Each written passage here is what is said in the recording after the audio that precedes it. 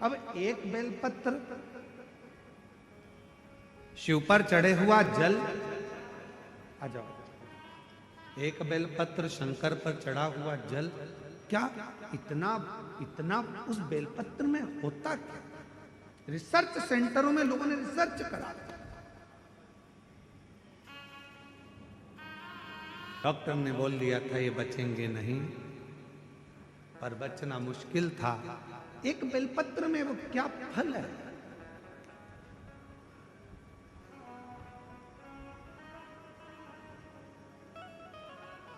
एक रिसर्च में निकला कि सियोर वाला महाराज कहता है कि एक बेलपत्र शंकर जी पे चढ़ी हुई खाओ, शिव जी पे चढ़ा हुआ जल पियो, उसका आखिर लोगों की स्वास्थ्य में कैसे लाभान्वित हो रहा। तब निकला एक एंटी ऑक्सीडेंट उस बेलपत्र के अंतर्गत होता है जो बीमारी को दूर भगा देता,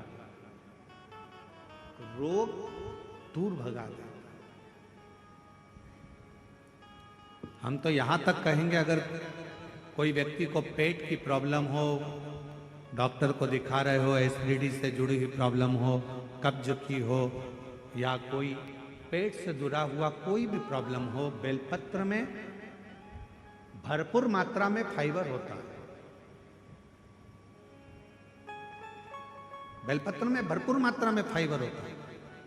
अगर शिवजी पर चढ़ी हुई एक बेलपत्र यदि अवधूतेश्वर महादेव का नाम लेकर प्रतिदिन अगर खाया जाए, कब्ज हो, पेट का प्रॉब्लम हो, या अन्य गैस का, आपाच का, एसिडिटी का कुछ भी प्रॉब्लम हो, यदि अवधूतेश्वर महादेव का नाम लेकर एक बेलपत्र सुबह सुबह शिवजी पे चढ़ा खाना प्रारंभ कर दो, 15 दिन में मालूम पड़ जाएगा कि आपको एसिडिटी हो ही नहीं सकती, कब्ज का प्रॉब्लम हो ही नहीं सकती, गैस का प्रॉब्लम हो ही नहीं सकती। एक बेलपत्र,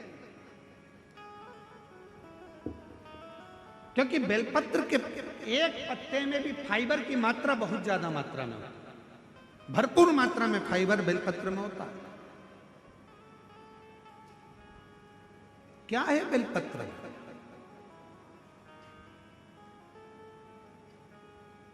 सारी समस्या का हल शिवजी के एक लोटा जल में क्या है? कई रिसर्च सेंटरों में रिसर्च चला कि शंकर भगवान पर जल चढ़ाकर पीने का, उस आचमन का, शिवजी पे चढ़े हुए जल को अपने शरीर पर लगाने का, शंकर पर चढ़ा हुआ जल अपने घर में छींटने का फल क्यों मिल रहा है, लोगों को इतना लाभान्वित क्यों हो रहा है? तब रिसर्च सेंटरों में निकला कि शंकर भगवान के शिवलिंग पर जब जल चढ़ता है तो वो जल चारों तरफ घूमकर उत्तर की ओर जाता है, और वो जल जब हम पीते हैं या हमारे घर पर उसका प्रोक्षण करते हैं, छींटते हैं, तो हमारे घर से दुख, तकलीफ, कष्ट सारे ग्रह अनुकूल होते चले जाते हैं और हमारा आनंद सुख बढ़ता चले जाता है, बढ़ता चले जाता है।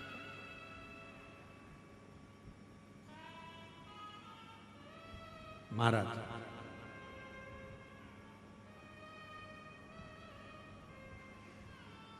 नौकरी में उम्र की सीमा होती है, इतनी उम्र वाला ही नौकरी कर सकता है। परीक्षा में समय की सीमा होती है कि इतने समय में ये एग्जाम क्लियर करना है, इतने समय में पेपर देना है। नौकरी में उम्र की सीमा होती है, परीक्षा में समय की सीमा होती है, गाड़ी में गति की सीमा होती है कि इससे ज्यादा मत चढ़ाना।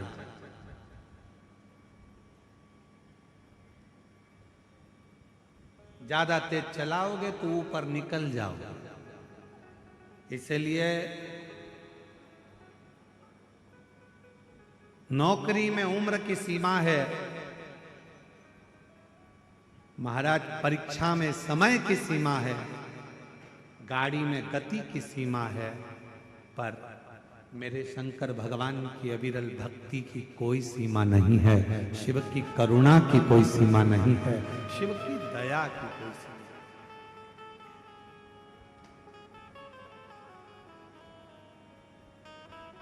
दया की कोई सी ब्राह्मण के ऊपर भी मेरे शिव ने कृपा कर। बेलपत्र के वृक्ष के नीचे देवराज नाम के ब्राह्मण के प्राण छूट गए और वो देवराज नाम का ब्राह्मण का प्राण गया, पर शंकर का वचन है माता पार्वती को, जिसके प्राण बेलपत्र के वृक्ष के नीचे जाते हैं या जिसके शरीर के अंदर बेलपत्र का थोड़ा सा भी भाग रहता है, वो जीव फिर नरक नहीं भोग, नरक से दूर हो जाता। शिव महापुराण की कथा कहती है, अपने नगर में, अपने गांव में, अपने क्षेत्र में, अपनी कॉलोनी में, अपनी सोसाइटी में बेल वृक्ष लगाना जरूरी है। क्यों? क्योंकि बेल वृक्ष की छाया भी हमें सुख दे जाती है, हमें आनंद दे जाती है।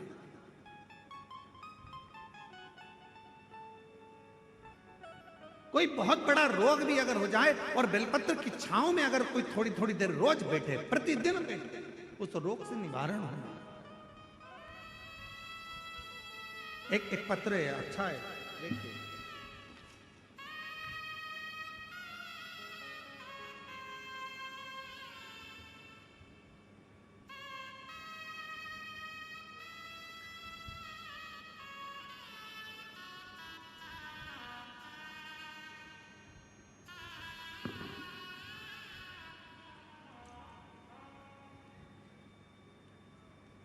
छांव में देवराज चला जाता है, प्राण छूट जाते हैं, मर गया, चले गया, इतना पाप कर्म करा था कि उसको तो नरक भोगना था, गलत जगह पर दिन रात पड़ा रहता था, वेश्यावृत्ति में, मदिरा पान में, जुए में, मांसाहार में और गलत गलत संगत करता था, उसको तो नरक भोगना था। पर बेलपत्र की छांव में प्राणों को त्यागा तो वो बेलपत्र की छांव में मर गया, प्राणों को त्याग दिया, तो शंकर भगवान उसके लिए नंदी लेकर,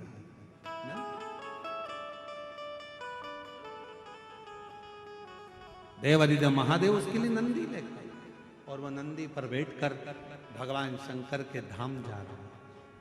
चलते चलते उस देवराज जीवात्मा ने पूछ लिया बाबा देवादिदेव महादेव जी से, मैंने कोई अच्छा कर्म नहीं करा, मैंने कोई अच्छा कार्य नहीं करा, ब्राह्मण के घर में जन्म लेने के बाद भी मैंने ना संध्या करी, ना वंदन करा, ना प्रार्थना करी, ना आराधना करी, उसके बाद भी मुझे आप कैलाश धाम लेकर जा रहे हो, नंदी पर बिठाकर लेकर जा रहे हो, मैंने पुण्य कौन सा करा? तब भगवान शंकर ने कहा, तूने कोई पुण्य नहीं करा, पर तेरी माँ मंदिर में एक लोटा जल लेकर जाती थी, उसके पुण्य से तू तर गया है, उसके पुण्य का फल तुझे मिला।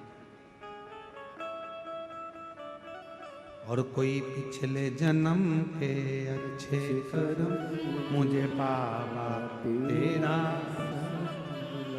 कोई पिछले जन्म के अच्छे कर्म मुझे बाबा तेरा साथ मिला। जहाँ सारी दुनिया झुकती है, जहाँ सारी दुनिया झुकती है, मुझे वो आली दरबार मिला, दरबार। कोई पूर्व का अच्छा कर्म था, कोई पूर्व का कोई हमारा सत्कर्म था, जो आज भगवान शिव की कृपा हम पर हो गई। और फिर निवेदन करूं, आप सबका पुण्य, कवर्धा वासियों का, कवर्धा के क्षेत्रवासियों का, पूरे पूरे पूरे क्षेत्रवासियों को कोई पुण्य प्रबल, कोई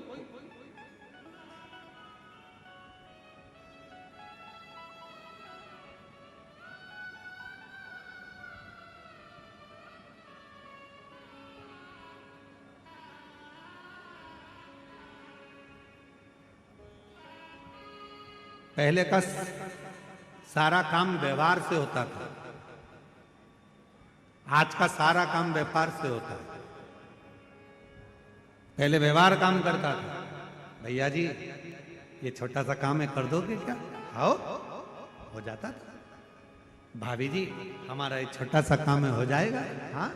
जीजा जी छोटा सा काम है, हो जाएगा? जी छोटा सा काम है, हो जाएगा? हाँ।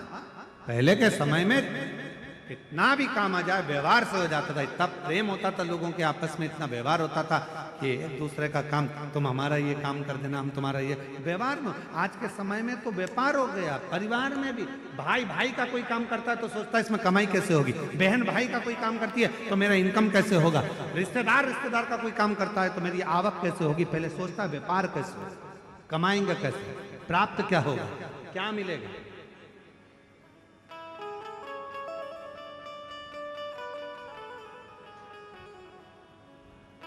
क्यों इतनी दूर दूर से लोग शिव महापुराण की कथा को सुनने के लिए आते हैं?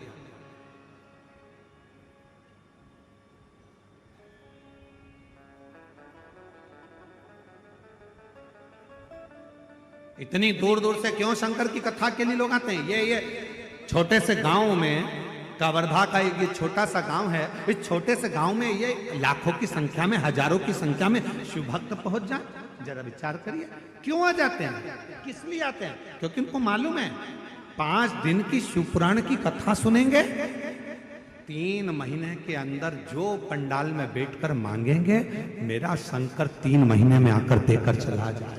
ये उनको मालूम है। ये मम्मी यहां से कोई एक पत्र और है, अच्छा है, देखिए।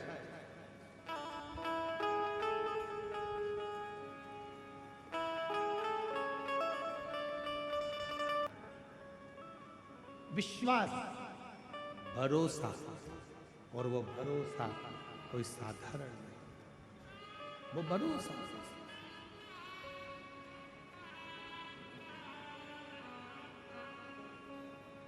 पूछा कि ये बताओ कि मैंने तो पाप ही पाप करा है सारा, सब कोई अच्छा कर्म नहीं करा। देवराज बोलते हैं सब पाप कर्म किया, फिर मुझे ये आप नंदी पर बिठाकर कैलाश लेकर जा रहे हो, एक क्यों? तो कहा तुम्हारी माता ने जो 1 लोटा जल चढ़ाया है ये उसी का पुण्य, उसी का पुण्य।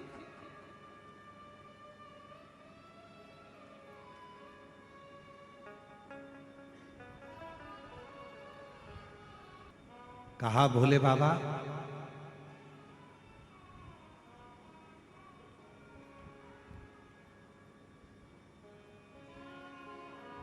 यदि मेरी माता के चढ़ाए हुए 1 लोटे जल से आपने मेरे पर कृपा करी है, अब मेरा कोई भी जन्म होगा मैं आपकी सेवा नहीं छोड़ूंगा, सेवा नहीं करता। क्यों?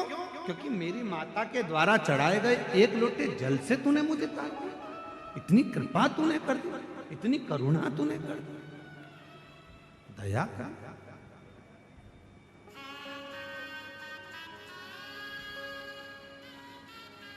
इतनी कृपा तू करता, मेरी माता ने जल चढ़ाया और तूने मुझे पार लगा दिया, इससे बढ़कर पुण्य क्या हो सकता?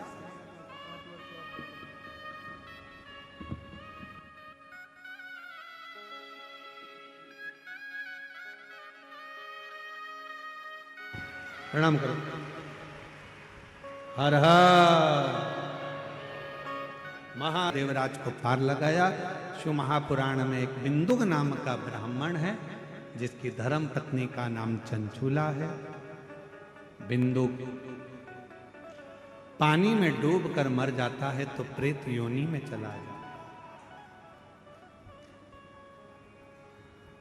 प्रेत योनि से पार उतरने के लिए चंचूला देवी काशी की यात्रा करती है और काशी की यात्रा कर कर चंचूला देवी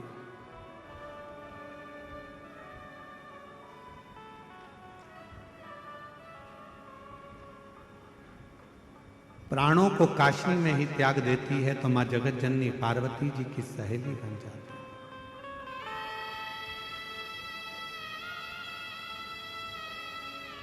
और मां जगत जननी पार्वती जी ने देखा कि चुप रहती है, मौन रहती है। क्या हुआ चंचूला? मेरा पति प्रेत योनि में पड़ा है, उसकी मुक्ति नहीं हुई, उसका मोक्ष नहीं हुआ।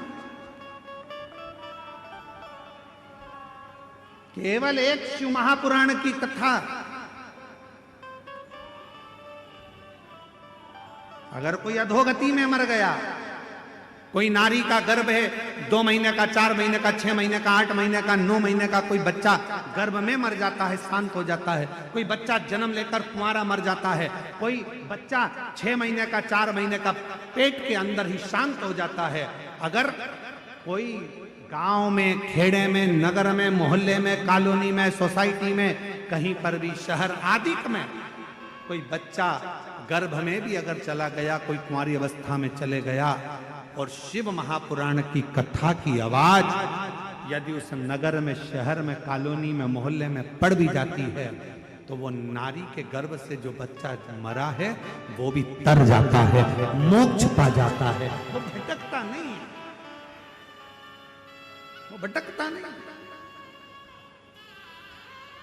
बिंदु को मोक्ष कैसे मिले? चंचुला देवी से कहा मां पार्वती जी ने कि तुम एक काम करो, शिव महापुराण की कथा करवा। देवर्षि नारद से प्रार्थना करी, नारद जी ने कथा सुनाने से मना करा, तब तुमरुका जी से कहा, और तुमरुका जी भगवान शंकर के ऐसे भक्त हैं जो कथा श्रवण कराने के लिए आतुर हो गए। तुमरुका जी ने हाँ कह दी कि मैं इस बिंदु को कथा सुन, पर कथा का यजमान कौन बना? कथा का यजमान पद किसको ग्रहण कराया है? और शिव जी की कृपा हो गई। चंचुला देवी ने भगवान देवाधिदेव महादेव और मां पार्वती से जजमान बनने की विनती करी। शिव जी ईसर जी बने, पार्वती जी गौरा जी बनी। गणा और गौर बनकर शंकर पार्वती जी शिव महापुराण के यजमान बनते हैं। ईसर जी गौरा जी आ रहे हैं, जोरदार ताली बजाकर उनका स्वागत करिए। ईसर जी गौरा जी का, ईसर जी गौरा जी बनकर भगवान शिव पार्वती जी कथा के यजमान बनते हैं।